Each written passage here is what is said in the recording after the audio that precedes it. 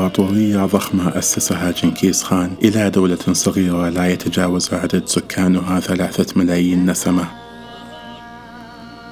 منغوليا، الاسم الذي يرتبط بجنكيز خان والذي يرتبط بالتاريخ المأساوي رغم اختلاف الآراء حول مكان ولادته ومكان وفاته، ورغم عدم وجود صورة حقيقية له، إلا أن له قصص تروى للأجيال القادمة.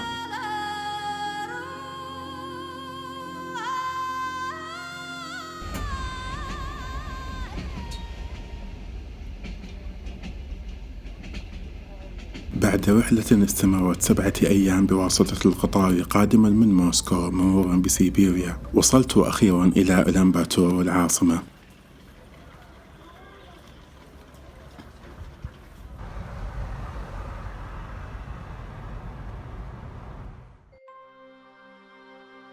ركبت القطار متوجها نحو الجنوب، وتحديدا إلى منطقة تدعى ناران إلجن.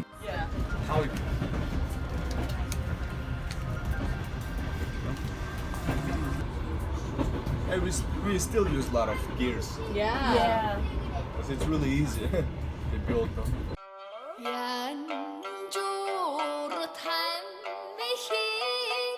تظهر معالم البساطة والتواضع على القطارات المغولية بعكس القطارات الروسية التي ركبتها البارحة.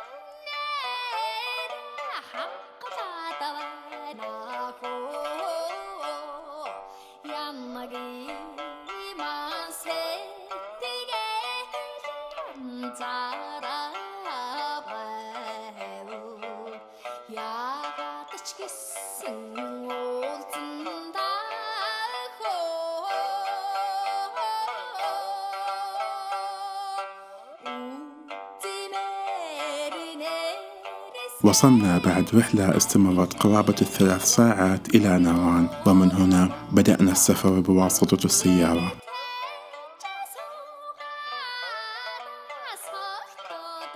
السيد موخو سائقنا في الرحلة، وهو متمرس على القيادة في الأرياف دون لوحات أرشادية. يعتمد أثناء قيادته على الجبال والوديان وموقع الشمس تماما كما يفعل الأولون في بلادنا. يوجد في منغوليا 5 أصناف رسمية من الحيوانات: الماعز والغنم والبقر والخيل والإبل. يتجاوز إجمالي عددها أكثر من 60 مليون من الماشية، متجاوزة بذلك عدد سكان منغوليا ب20 مرة.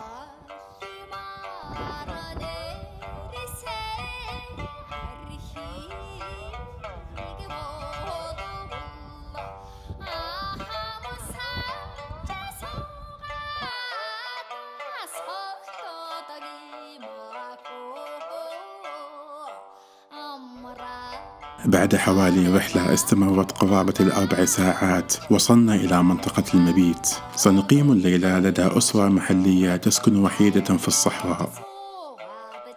تتكون الأسرة من 4 أفراد. يعمل الابن الأكبر في المدينة، بينما تدرس الابنة ذات 16 عاما في بلدة مجاورة تبعد حوالي 80 كيلومترا عن مكان إقامتها، ولا تزور والديها إلا مرة واحدة كل شهرين. جلسنا في يسار الخيمة كما تشير العادات في منغوليا. تعد الأم وجبة العشاء، وهي معكرونة اسمها تسوي. يقال للامرأة المنغولية: إذا أردت أن تصبحي زوجة جيدة عليك بتعلم كيفية إعداد طعام التسوي.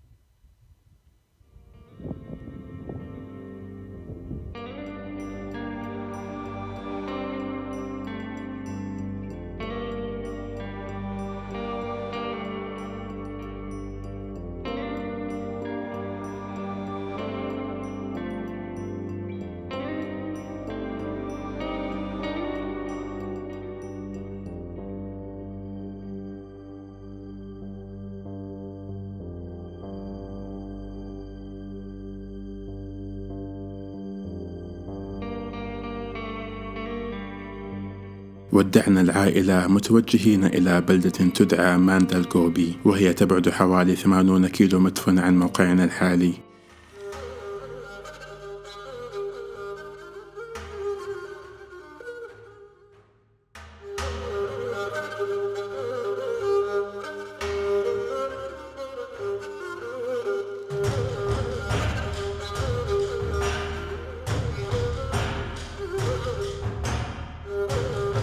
ماندلغوبي بلدة صغيرة متواضعة يسكنها 30,000 نسمة، شوارعها غير معبدة ومنازلها مبنية بأسلوب متواضع وبسيط. هنا مقر إقامة سائقنا في الرحلة.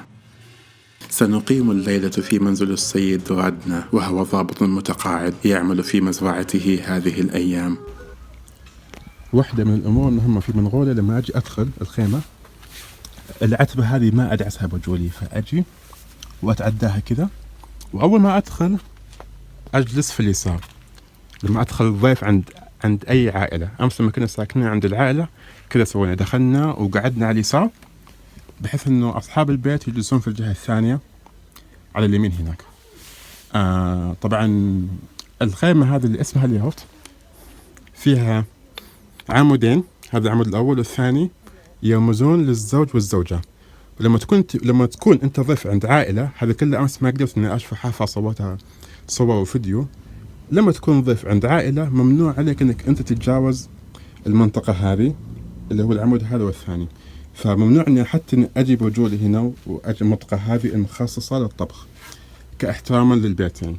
فعمودين يرمزون للزوج والزوجة، وهذه فتحة الخيمة ممكن تكون برضه قابلة للتهوية، ونقدر برضه إن إحنا نغطيها. والخيمة هذه اللي اسمها اليوت باللغة المنغولية سريعة الدفء وسريعة البرد، يعني ممكن تكون دافئة بسرعة في الصيف أو في الشتاء، وتكون باردة بسرعة كمان يعني. أمس كنا ساكنين عند عائلة محلية بحتة، يعني ما كان في كهرباء أمس، ويعني ما كان في أرسال للجوال، لأن إحنا في البلدة هذه نوعا ما أهون وأفضل يعني. والألوان البرتقالية والأحمر دائما هي اللون السائد الموجود في منغوليا. الأحمر والبرتقالي يرمز إلى النار، وهم يظنون أنه النار من الأرض إلى السماء، النار لما تكون مشتعلة تطلع فوق، فيظنون أنها من الأرض إلى السماء، وهذا شيء يتباركون فيه. شوف هنا برضو المخدة لونها أحمر، الفرش لونها حمراء اللي على الكرسي، هو جميل جدا. Yeah, yes. Yeah, right. Yeah. Oh, that's mine. Okay. Thank you. Are you gonna get that too? Oh, I totally bumped my head again. بعد قليل من الراحة دعانا السيد موخو لزيارة زوجته وأولاده في منزله. He's driver as well. All right. Really? 11 brothers and sisters?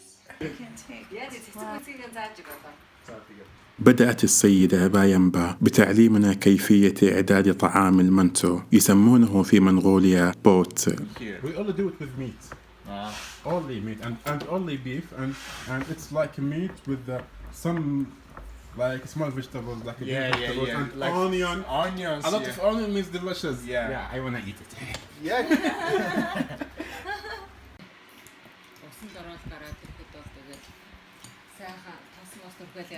بسبب بساطة البناء في بلدة ماندلغوبي جرت العادة أن يستحم الناس في حمامات عامة كانت رائعة ومياهها دافئة. It looks nice, right? Yeah, it's nice.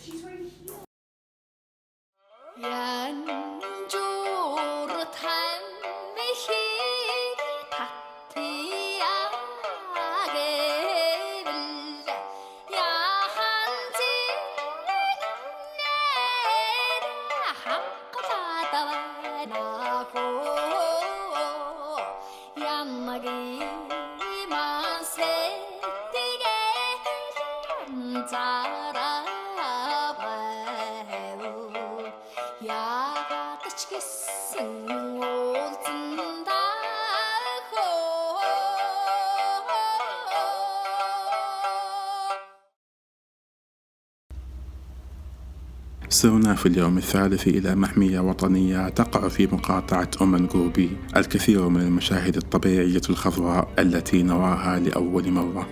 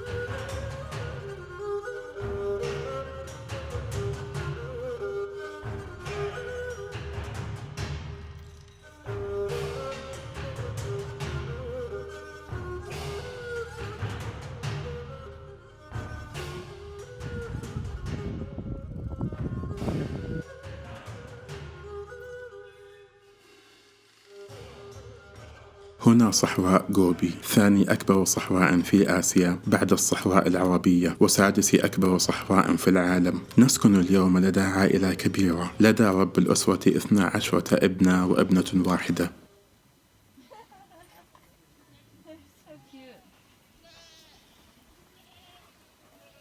Oh, that's a camel herd. That's a camel herd. Yeah. Oh, those photos are great. Oh, so that's what it looks like in the winter. Oh, nice.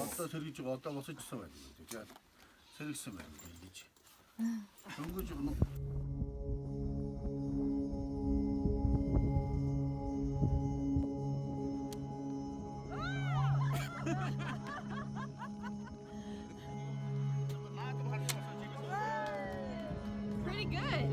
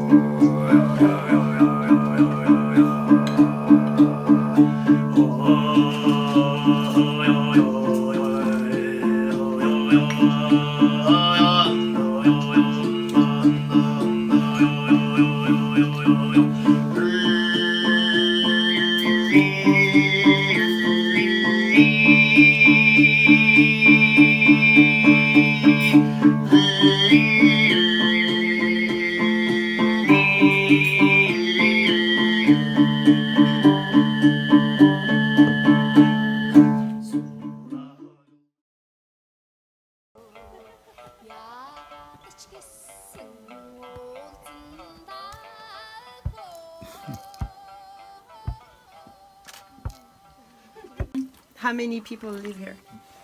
Gir was he do doing there? Six. Six.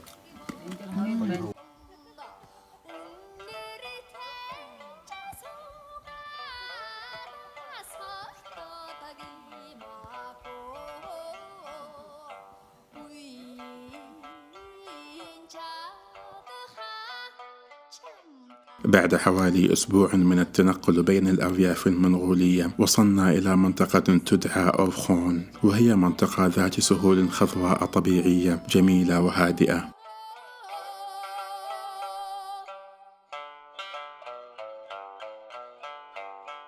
سنقيم هنا لبضعة أيام. كانت دهشة ربة المنزل وإعجابها بوجود شاب من السعودية واضح للجميع. كان لديها أسئلة كثيرة حول الإسلام والحجاب واللباس التقليدي وغيره، وبالطبع كنت مرحبا بالإجابة.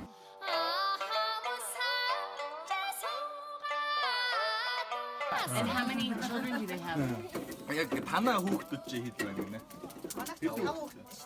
Five children. Five. Uh-huh.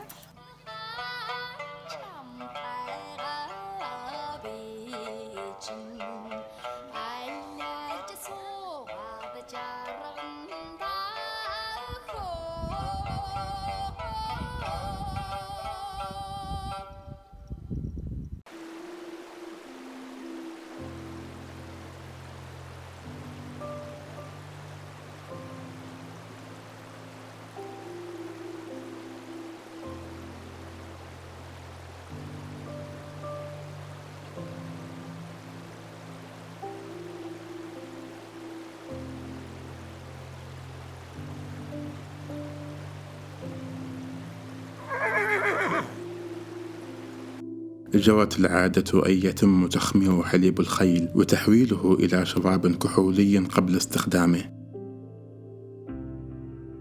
كما يتم صنع بعض المشروبات الكحولية الأخرى بطريقة تقليدية.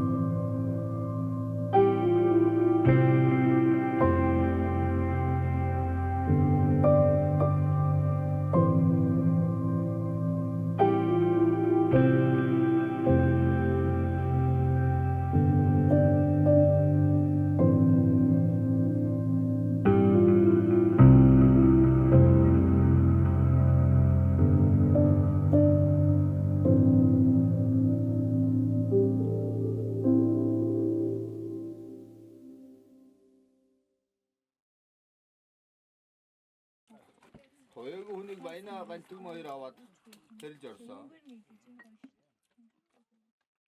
You didn't bang your head getting to the washroom?